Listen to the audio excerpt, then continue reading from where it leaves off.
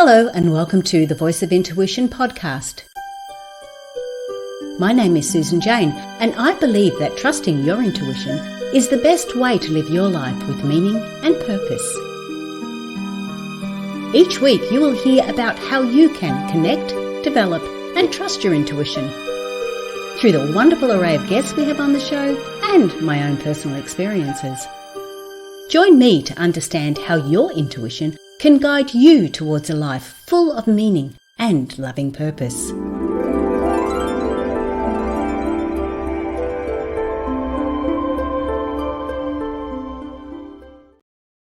Hello and welcome to the Voice of Intuition, the show that helps you connect with your intuitive nature. I'm Susan Jane and I'm your host for the show.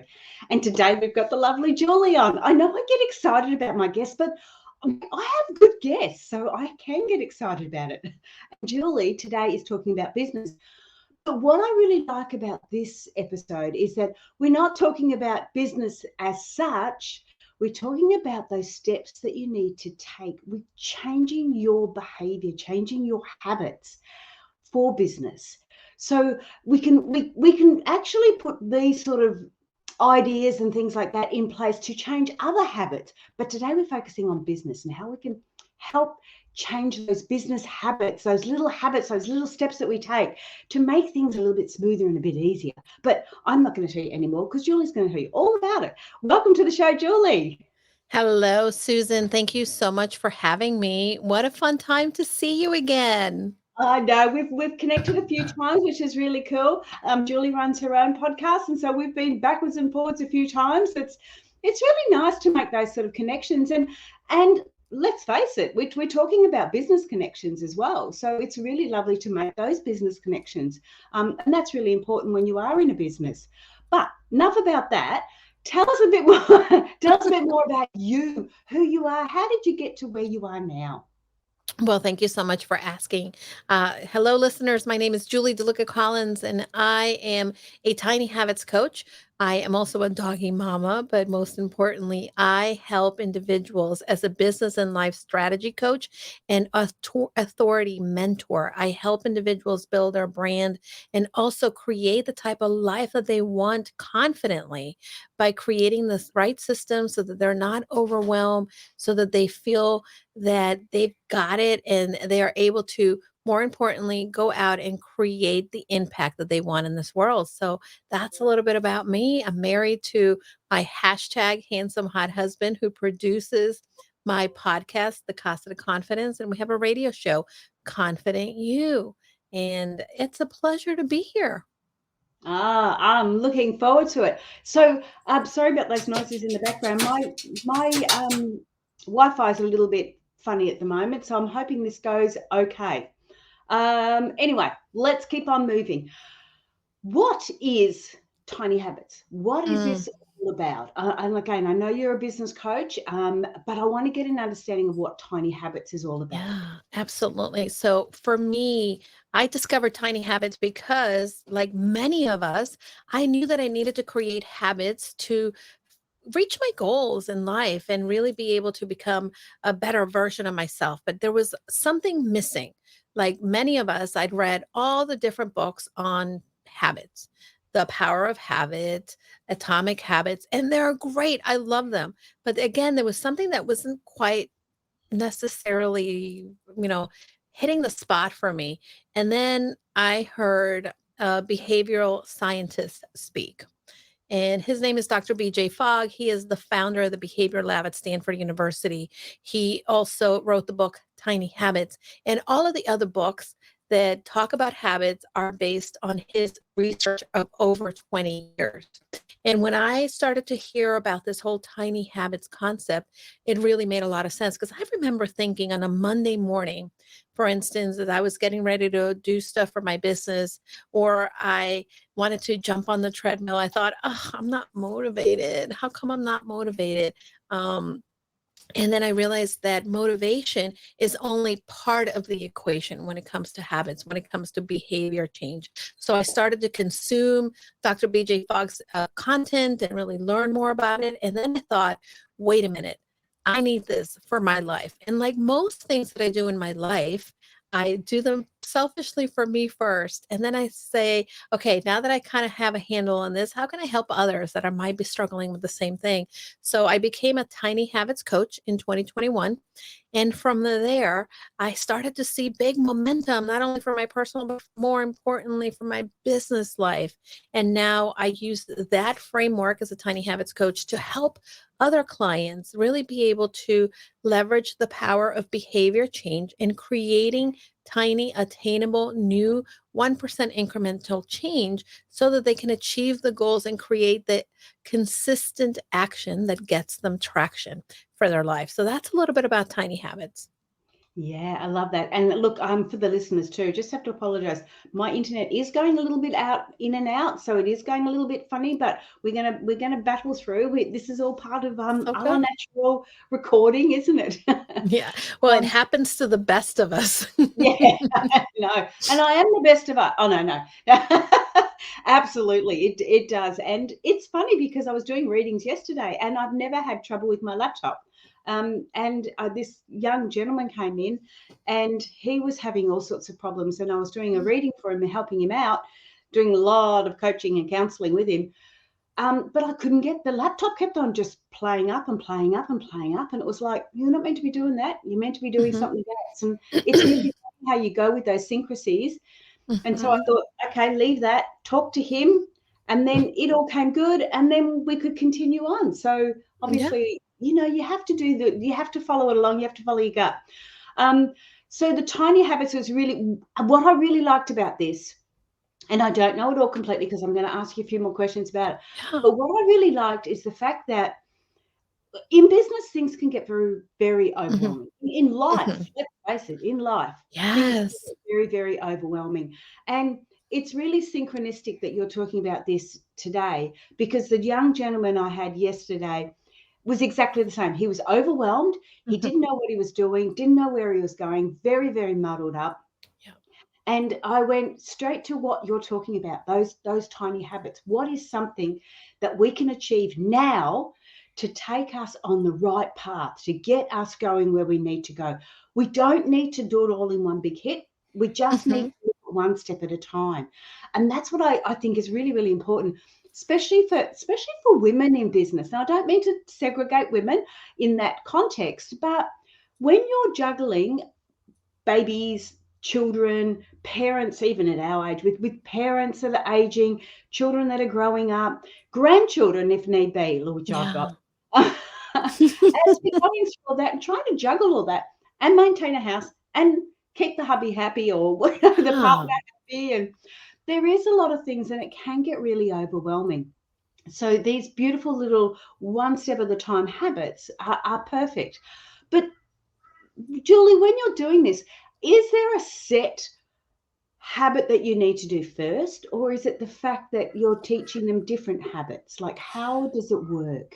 None of it. So let me tell you how it works. There is a simple way that we teach tiny habits. And number one, it's very important to understand that first, there is the behavior that we want to create. So, for instance, I'm going to give you an example. It hasn't nothing to do with business, but it's important to understand. And Yeah. this will make it very clear. So, for me in my personal life, one of the things that I wanted to be able to do is get healthy, right? So I had this vision of a healthier Julie. And one of the things that I identified, one of the habits that I identified that would help to support getting to my goal of being healthier is I needed to drink more water. And by the way, a lot of us don't drink enough water. So if you have water near you, drink now. This is your reminder. I'm doing it. Second, I'm doing it as you speak. perfect. So, second, once we identify the behavior, in order for that habit or behavior to be in place, we need to have three things that are very important. Number one, we need to be motivated. Number two, there has to be the ability to do the behavior. And the last piece that we need is that we need to have something that reminds us, a prompt, a trigger that says, hey, do the behavior now, right? So behavior is what we want or the habit. And then we have to have the motivation, the ability, and prompt. However, we don't always feel motivated, like I talked about, right? I would wake up in the morning. Sometimes I'm like, oh my gosh, that's a lot of water. I can't drink that. Or if you want to jump on the treadmill, or if you have maybe 20 client calls that you need to do, you're going to be like, oh, I'm not motivated. Why? Because it's hard. We see this big picture and our brain is already getting into the overwhelm mode of how hard, how big, how long that's going to take, or maybe that we're not equipped to do it. So, with the example of water, I began to identify that I wanted to drink more water. And using the method of tiny habits, I started to change that behavior. So, first, I identified when do I have the ability to do the behavior? And what is going to be one thing that will remind me to do the behavior? If you are human like me, your brain likes to automate most of the things that we do. So, what you want to do is find a behavior that's already in place, something that is already existing that you do every day without fail, and it's automated. You don't have to think about it. Once you have that particular behavior, right? And or that ability and that prompt that reminds you, you marry the new behavior. So let me give you an example on what I did. Every morning when I wake up, I come down the stairs and I have three adorable fur babies, dogs that need to be let out. They have to go out in the morning. So that's my prompt. That's part of it's already an established habit, something that I don't have to think about. I just come downstairs, I open the door, I let them out into the yard to go and do their business. So when that happens, that gives me the prompt and it reminds me, hey, you need to do your new habit, your new behavior, which is filling out my bottle of water. And Susan, here's where most of us go wrong. Think about what happens in January 1st. A lot of us are so motivated to go to the gym, but come the middle of the month, we're not. By the end of January, most people are not going to the gym. And the reason is because they're trying to rely on motivation to do something that's very hard for them, like go to the gym for an hour or, do a hard weights class or an exercise class that they haven't been doing. The premise of tiny habits is that you're going to create a new behavior, but you're going to make it so small, so easy to do that it is so easy to do that you're going to say, well, if that's all I'm doing, I can do that. And you're pairing that new behavior with the ability and the prompt, the place that reminds you. So now let's go back to my water example. In the morning, when I come downstairs, my new behavior is not that I'm going to drink 80 ounces of water or a gallon of water for that matter. My new behavior is that I'm going to take my water bottle and I'm going to fill it with water. So again, the prompt is that the behavior that I already do is I let the dogs out. I have the ability because the bottle is right there next to the sink in the kitchen where I let the dogs out from.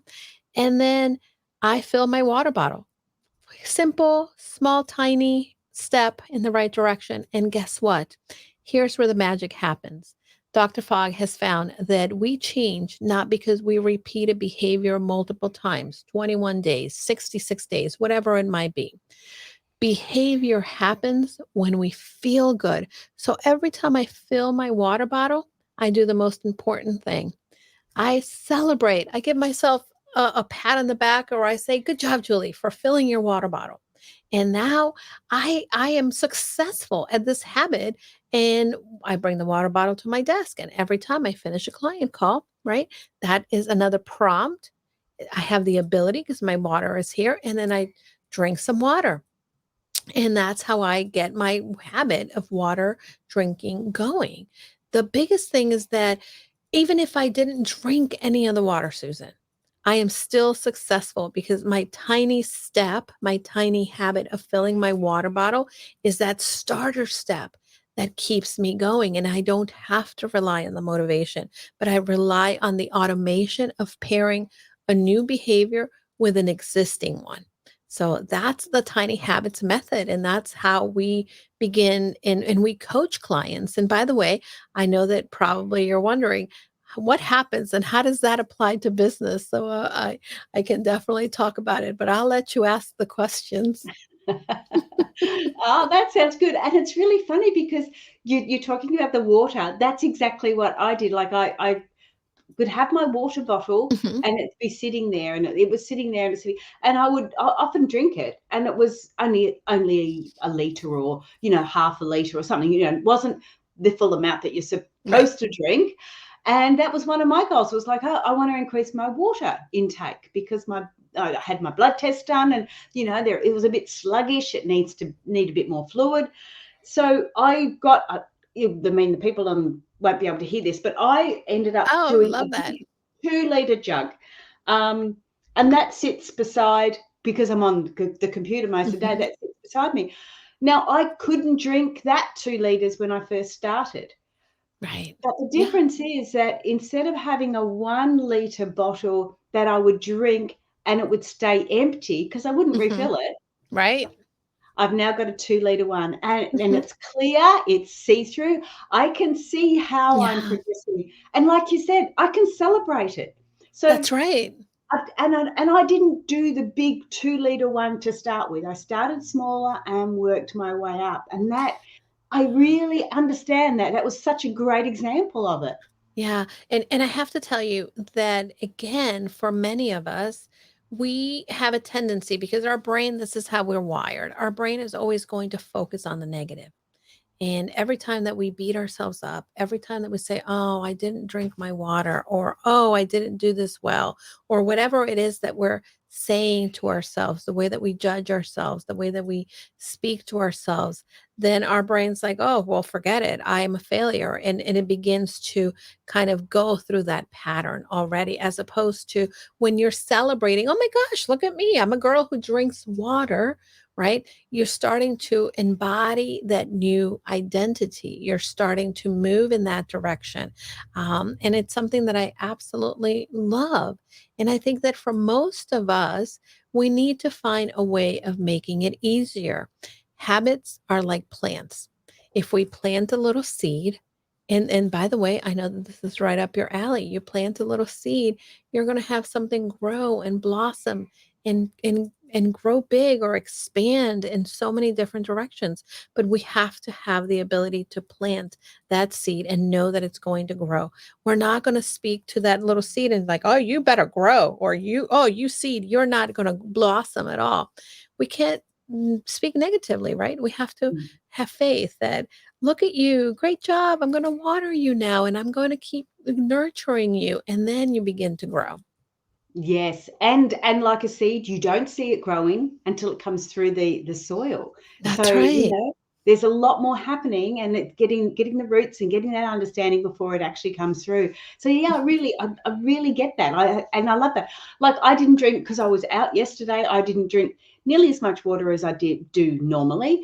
But that's okay. It doesn't matter. Yeah, And if I don't drink my whole jug the next morning, I water the plant with it that's right. and I start again. Start again. And Yeah. most people, think that in order, and, the consistency is not that you're doing the action at 100%. Yeah. The consistency is that you're doing it 1%, right? Consistency is about showing up. Maybe today, all I can do is 1% better than before. But if you give yourself the opportunity to every day improve 1%, at the end of the year, you've improved 365 more ways than you did before. And many of us, what ends up happening is we go all in 100% today, and then there's nothing for a few days. And then we beat ourselves up. And then that creates more space between actually doing the action and not doing it. So I want to encourage your listeners, really give yourself the grace to know that every time you do even just a little bit, you're being successful. I love that. Yeah. And because we all judge success in our different ways. So we've got to Mhm, say that, we've succeeded in that. And I've always been one to go, I would rather see that behavior, that habit. mhm, Even with meditation, I always talk about it in that way. If you can only do 5 minutes, 2 minutes, whatever it is, do mhm. it, but do it every day. Or Yeah. do it every weekday if the weekends don't suit you. Just do it every weekday, but create that habit, and Mhm. then those habits extend and they get better. So Yeah. would you suggest, I want to talk about the business side in a minute, but I Mhm. just want to get an understanding, when you're doing this, would you suggest that they start with something that they have full control over, like drinking water, as simple as Yeah. that? Well, I'm gonna recommend that you start with Dr. Fogg's a favorite habit, and most of us tiny habit coaches do this every day. One of the best things that you can set yourself up for success is having the right mindset. And we call this the Maui habit, and it makes us feel good and puts us in the right frame of mind for the day. So every morning, right, this is your anchor moment that reminds you to do the behavior. So every morning when I wake up and I put one foot on the ground, right, that's my anchor moment. And then now I have the ability to do the habit. I will, right? Because this is the recipe. So I'm giving you the recipe. Think Yeah. of yourself after I blank, I will blank, and then celebrate. So after when I wake up in the morning, I put one foot in the ground. I then say to myself, it's going to be a great day. And then I'm like, oh, yay, it's going to be a great day. And I do my little thumbs up, or I pat myself on the back, or I typically say to the dogs, hey boys, it's going to be a great day, right? And then the dogs kind of dance around, and that's our little celebration. So that's a great way, whether you're trying to establish new habits for your personal life or your business, start off the day on the right foot and celebrate that you have the ability to acknowledge that you can make it a great day. So, and we have full control over that. No, yeah, Absolutely. absolutely full control over that. Okay, well, I'm going to try that, because I get up every morning and I go for a walk. So, that's my outside, and I really enjoy that. But while I'm doing that, then I'm usually thinking, okay, how am I going to structure my day? Because that's my Right. habit. It's like, how do I want to structure the day? What do I Mhm. want to achieve? And I can do that with that space of walking. So, but I like that. It's going to be a great day. Cool. Yeah. And usually, funnily enough, when I think about it, usually when I am thinking about what I want to achieve for the day, it makes me feel like it's going to be a great day, because I Right. have control over it. And Um, absolutely, and keep it small and think about, yeah, for instance, I will tell you one other habit that has helped me tremendously. And again, it's a tiny little action. And let's go back to what the recipe framework is. After I blank, I do this and then I celebrate. So at night, after I get in bed, my husband has one of those CPAP machines that he puts on so he doesn't snore. So after I get in bed and my husband puts his machine on, because he's going to use it every night, right? yeah. That's something that he has to do. So after he does that, I think of one thing that I am grateful for him and about him or about our life together. And then I celebrate. I'm like, oh, good job. I did that. So again, I am programming myself in a way that helps me feel more gratitude, to be present, to really start to wind down my day. And there's some days, by the way, that I come to bed a little later. And this has been the case lately, and he's already asleep. So as I get into bed, right, then I think of one thing that I am grateful for as I get into bed. So I can adjust a little bit of what that prompt, what that anchor moment is. And this is something that it's easy. Any of you can do. Maybe you can, as you're getting into your car, going to the store, as you're putting on your seatbelt, you can say, every time I get in my car, I will be grateful that I have the opportunity to be alive, or I will take a deep breath and count to 10 and just really be present. So there's a lot of anchor moments throughout life. You don't have to do it big. Stay within maybe less than 3 minutes, something very tiny, because tiny is mighty, as Dr. Fogg likes to say.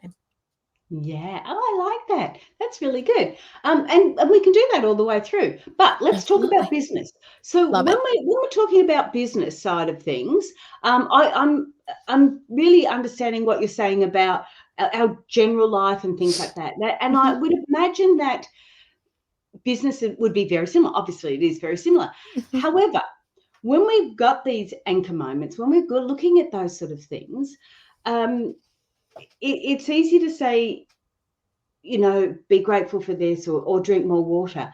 But when we start to get to the business side of it, it's really, it does become Yeah. overwhelming. It does become huge. Mhm. Marketing, and we're putting systems in place. Am I doing phone calls? Am I doing, there's so much to do. Where do you start with business as far as, Mm. I mean, I don't Yeah. even know where to start. And Yeah. I run a business. Excellent question. So here is the first thing, and this is something that I teach my clients. Number one, where your focus is, that's where your energy is going to flow. And I think that for many entrepreneurs, I do want to say this, that I see this a lot with my clients. And this is the first thing that I really want to help them and I help them with. They come in and they say, oh my gosh, I want to do this and I want to do that. And like you said, I got to market, and how do I do the social media? And do I have to send emails? And how do I write the emails? And then they start going into all this overwhelm. The first and most important thing is you really need to identify the identity that you want, right? So the identity, and this is one of the things that Tiny Habits really helps you with, is identifying who do you want to be. So for instance, for me, like we talked with the water, I am a girl who drinks water every day, right? I am also I am also a business owner that is productive. So what does that mean? I start to really analyze, well, what does it mean to be productive? There's two types of thing that many entrepreneurs do. They feel that if they are busy all day long, they're being productive. The problem is that 80% of what we accomplish in our life really comes from 20% of the effort that we put in. When we are bouncing from doing email, from then logging into Facebook to do our social media, but then we're looking at our calendar and maybe something else comes up, then we're allowing sort of life to happen by default instead of allowing life to happen by intentionality. And I know that this is your language. Intentionality is such an incredible tool that we don't leverage. So, for instance, for my entrepreneurs, one of the first things that we talk about is, where do you want to be in 12 weeks? Where do you want to be after this period of 12 weeks? What are the goals that support the vision that you have for your business? So, for instance, for me, I have a vision in which I am helping women entrepreneurs build their brand, make an impact, and create the steady income that they need, because they created this business because, yes, they want to give back, but they also maybe left a full-time job. And this is the opportunity for them to know that if they want to have the freedom and flexibility of income to live the life that they want, they need to go ahead and build their business around that. So once you create that vision and we start to put together the goals, right? So for me, I will give you an example. My goal for this quarter, or the next 12 weeks, as we're ramping up into fall here in the United States, right? Because I know you Yeah, guys are going into summer. yeah, One of the first things that I start to do is like, how do I want to end my year? Well, I want to bring in at least 24 new individuals to work with me in my masterminds. We have an additional 6 people that we want to go ahead and support and serve and help them bring their message out through their podcast. So those are 6 additional. So what is it going to take? Well, it's going to take me talking to more people, connecting, collaborating, networking, maybe putting myself in social media. One of the biggest goals that I had at the beginning of the year, Susan, is I wanted to deliver a TEDx talk. And what I did is I actually set that goal because I had that vision for myself, and I was chosen to be a TEDx speaker, right? But yeah. it happened because the daily action that I did supported what my goals. So, as entrepreneurs, get clear with what your vision is for your life. Bring out 1 or 2 goals that you want to work on for a small amount of time, right? So the 12 week is probably a good chunk of time. If you want to do quarters, 90 days, you can do that as well. Next is create the daily task or things that you're going to work on. And by the way, I'm teaching you something that I learned from the 12-week year, which is a book by Brian Moran. Brian Moran and Michael. I can't think of his name, but I'll send you that info so you can share it in the show notes. The key thing about this is that every week, if I have a goal of maybe bringing in one client, there's certain tasks, right, that are important to be able to do. That means maybe outreaching to past clients. Maybe I want to go ahead and write a blog post. Perhaps I need to also do some networking or go to a speaking engagement. And then you start to every day you plan out your week and you say, what are the tasks that are that 20% that are going to move me ahead, that are going to have the greater impact? I have a client who has a goal of booking 3 speaking engagements. And yesterday we were talking, and this is one of the goals that she has for the next 90 days. And when I asked, "Hey, tell me about your day. What are you working on?" She's like, "Oh, I created a new planner for people to use." And I said, "How is that getting you speaking engagements?" And she said, "Oh, but I really felt this is where I wanted to go." I said, "This is wonderful." I said, "But I want to remind you that your daily action has to be aligned with what your goal is. So the things that you do on a daily basis have to, if we talk about, for her, if she wants to be a speaker, then maybe she's going to set an hour aside in the mornings, and she's going to go into LinkedIn, right? And she's going to reach out to individuals that are in her network and say, "Hey, I am looking for speaking engagements. Do you know of any conferences coming up?" Right? She could do that. She can attend a networking event in which she can attend maybe one or two, or she can have some coffee chats with people, or she can get on podcasts, right? That will get the word out that she's a speaker, that she speaks in these topics. So that, my friend, are very important things, because at the end of the week, I want my clients, and I do this for myself, is I go back and I say, these are my intentions for the week. These are the tasks that I said I need to do that supports that goal. And at the end of the week, I go and I measure. I measure to make sure that I checked off, did this, did this, did this, did this, right? And then I can see if I am on track for what I'm trying to accomplish. As entrepreneurs, though, we begin our day and we're like, "Oh my gosh, let me go look at email. Let me see what's going on." And then we log into Facebook and then we're scrolling and we're like, "Oh, you know what? I should post about that." And then you get sidetracked. And for that reason, we don't make the forward movement that we want for our life and for our business.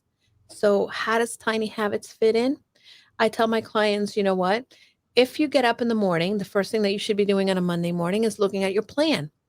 And again, when I come to my desk, right, that's my anchor moment. I open my planner and I open my goals and I take a look and I said, "Okay, what are the things that I'm supposed to be working on today?"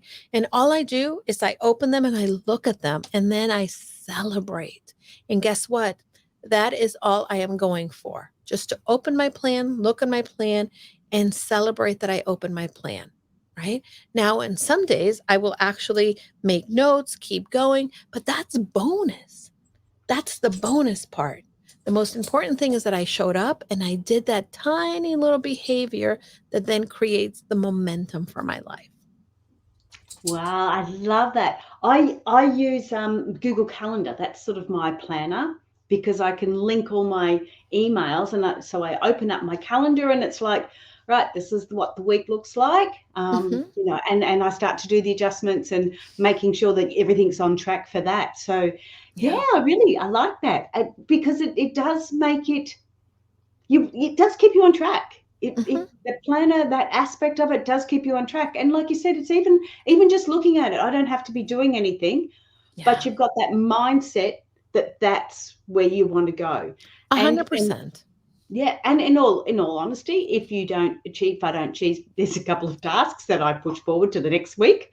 I might not achieve, but at least you're aware of it. And if anything goes wrong, I can turn around and go, well, you know what? That's because I saw these lovely, bright, shiny objects that I wanted to play with instead of actually doing my work. So yeah. A lot of people, Susan, they decide as they're going through the week, what are the tasks that they should be working on? And that's great. Most of us have been programmed to do that. But the reality is that we need to know in advance what Mm. are the tasks. Have them all laid out. So you're not guessing, well, I guess if I want to get clients, I should work on this. Or here, and by the way, my friends, this was me for many years until I realized that I needed to be already intentional and have it laid out, right? And the other thing too is for those of you who use a calendar, I would encourage you and invite you to try using a ideal calendar. I don't know if you know about the ideal calendar, but that's one of the things that I do. I would say 3, 4 times a year because we have seasons in life, but it's important to know. So, for instance, Mondays are my new networking days. Tuesdays are any recordings that I do for the podcast. Maybe Thursdays I will do recording for podcasts too. Wednesday, Tuesday, Wednesday, Thursday are client days. So I know there's some predictability in the actions that I'm taking. So I am not just like thinking, oh, what should I do today? Oh, I think I need to do my social media. Oh, wait, I need to make some sales calls. Where do I do that? No, I always have the time pre-programmed already. So I know what to expect on a daily basis. I do the same. I thought I Yep. was just being a nerd. No, no, you are a productivity queen. I really did. I just thought I was being a nerd because I have mine quite segmented like that as well. It's because I know when I'm doing recordings for the Hmm. podcast, I've got Yeah. sort of set days for that. So I know that, oh, check my calendar that night before I go to bed. Have I Hmm. got an early morning call, Yeah. And so Yep. you start to get that fluidity going through Hmm. and consistency. And it just makes it so much easier. When I'm working because I do social media and marketing, sorry, not social media, I do digital marketing. Hmm.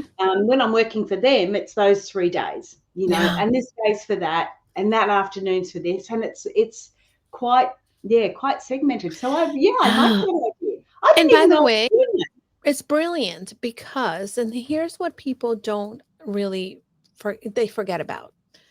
Our brain, we have a left brain and a right brain, and there's certain tasks, right, that. that are performed by one side of our brain and certain tasks that are performed by the other side.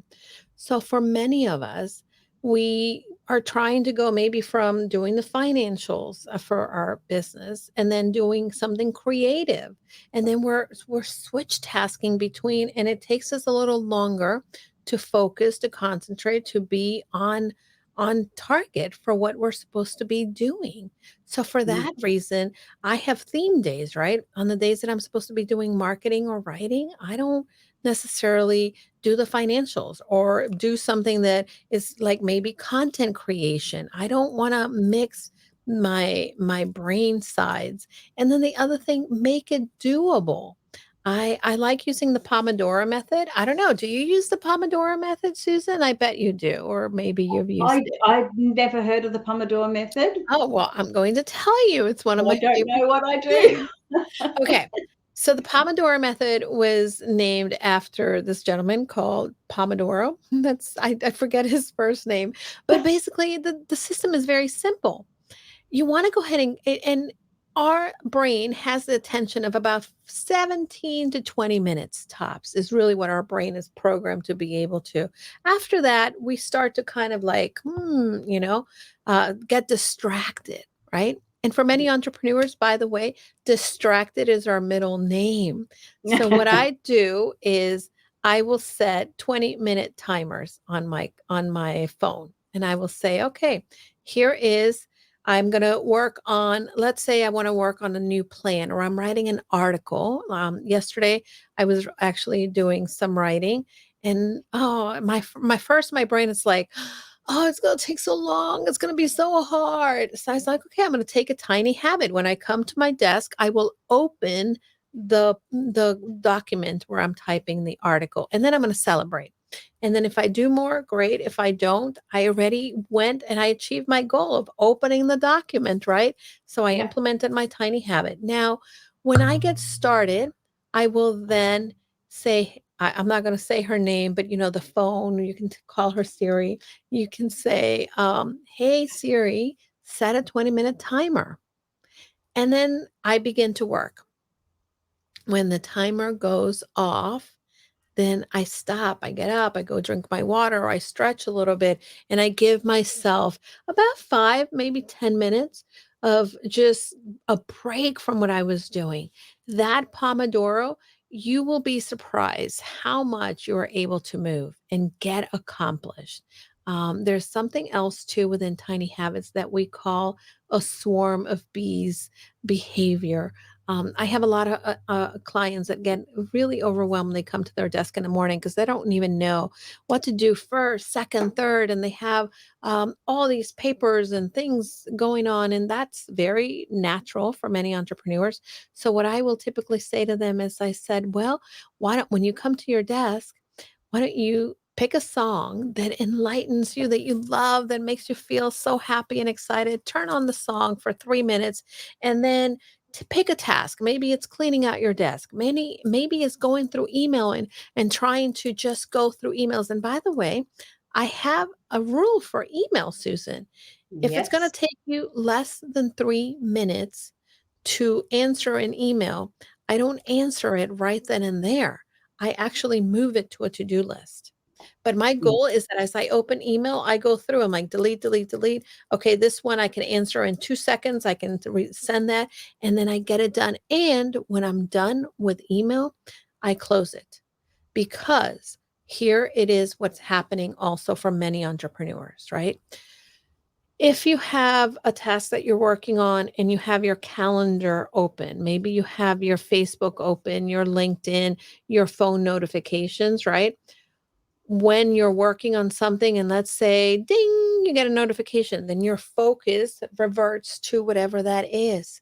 And then it takes you at least 10 minutes to recalibrate and for your brain to enter into the same level of concentration that you were at before. So it's very important. I don't have notifications turned on my phone. I typically close things. Okay, I do have a lot of documents open, but I typically close other things because I don't want to be pulled away, be distracted. I want to be in the moment, giving the attention to what we're going through. I totally and absolutely agree. Completely, 100%. I do not have any notifications. The only notifications I have on my phone is messages from the phone number. Mhm. So I know, I mean, we're getting bombarded with those a little bit now, but I Yeah. block them. But I need to be just open in case my kids send a Yep. message. The phone is always on silent. And if it buzzes, I can have a look, don't want to answer it, or I'll do it later. Yeah. Um, but no notifications on my computer at all because I don't do that 20-minute method, but Mhm. I'm one of those zoners. Yeah. So when I'm getting into that zone, Mhm. I just power on ahead. But as soon as Yeah. I stop, it's like, okay, I need a break. You're in the flow. Yeah, absolutely. Yeah, I'm a flower or a zoner. Yep. And I get so much done. It's like I go, okay, I want to create some posts for Facebook. I will create a lot of them, get all the Mhm. wordings, get it all done, get it all, and I'll schedule them. And I won't go on Facebook again. Yes. I'll schedule them. I won't go on Facebook.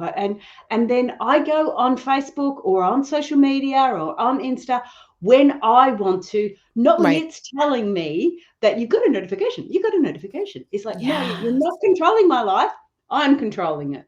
Yeah, because most of the time, Susan, email, for instance, it is not your priorities that you're actually checking for. When someone sends you an email, it is their priority that they're communicating to you. 9 times out of 10, they want you to click on their link, go to their thing, buy the thing. And by the way, I'm a business owner. I send emails to my clients and I send them in the hopes that they're going to open, that they're going to click, they're going to follow me, that whatever it is, the call to action that I have. So there's nothing wrong with that. But what I want you to know is that there is a time, there is a place, and you need to prioritize yourself, your dreams, your goals.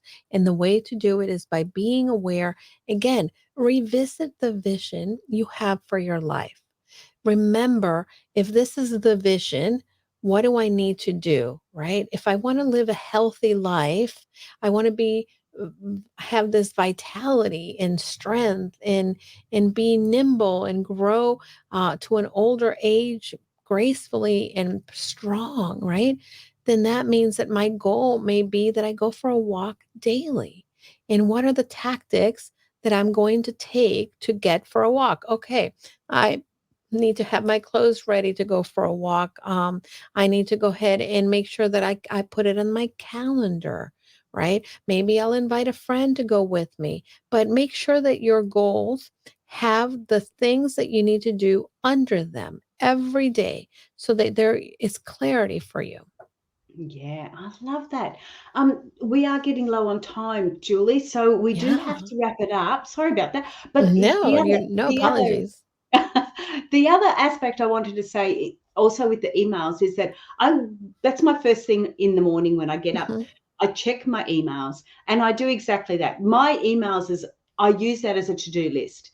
Yeah. So if I have to answer something that's going to take a bit longer than 3 minutes, that sits in the to-do Mhm. list and I know it's to be done.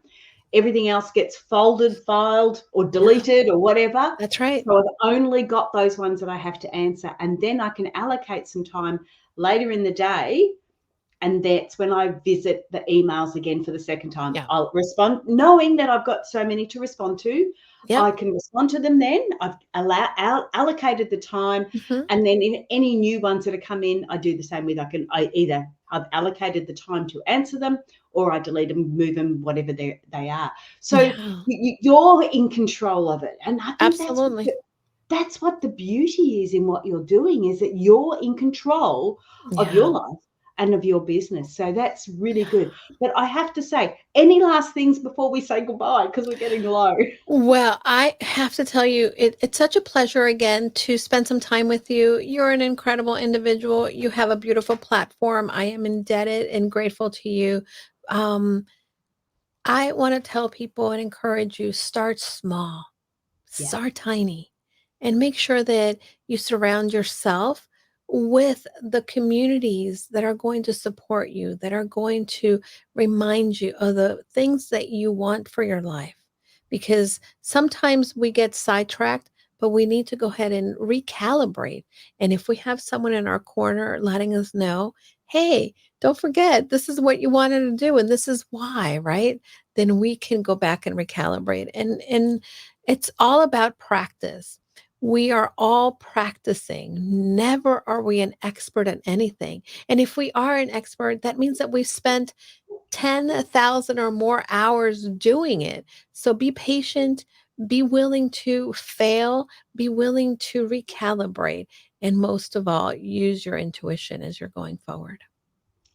Thank you so much, Julie. Thank you for being on the show. That was gorgeous. Oh, you are amazing. Thank you so much, my friend. It's been so fun to talk to you and to be here with the listeners.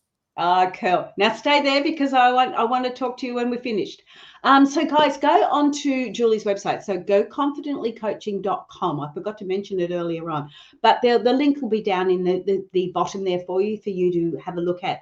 But that's all it is. It's small steps at a time. Don't be looking at the whole big picture. Yes, we want to be up there. We want to grow the business and all the rest. It's one small step at a time. Make sure you celebrate those small steps, like give yourself the pat on the back. I really liked how she celebrates. It was really, it's empowering. It's empowering to you because so often people will put us down or we will put ourselves down. Goodness, I'm really good at doing that. But it's not about that. It's about empowering ourselves too. And the only way we can go forward and help our guests, help our clients is to be that person. So to be empowered yourself to be able to go forward. Wow, I'm really talking a lot now. So I do. Guys, if you do want to learn to trust your intuition, want to connect with your intuition, want to connect with your intuitive nature, jump onto my website, intuitivenature.com.au. And I've got online courses there. I've got books there. I've got stuff there that you can have a look at, free stuff too. So jump onto the website. And I will say bye for now. I will see you next week. We've got another show up for next week, and we will have a great week till then. Okay, guys, bye for now.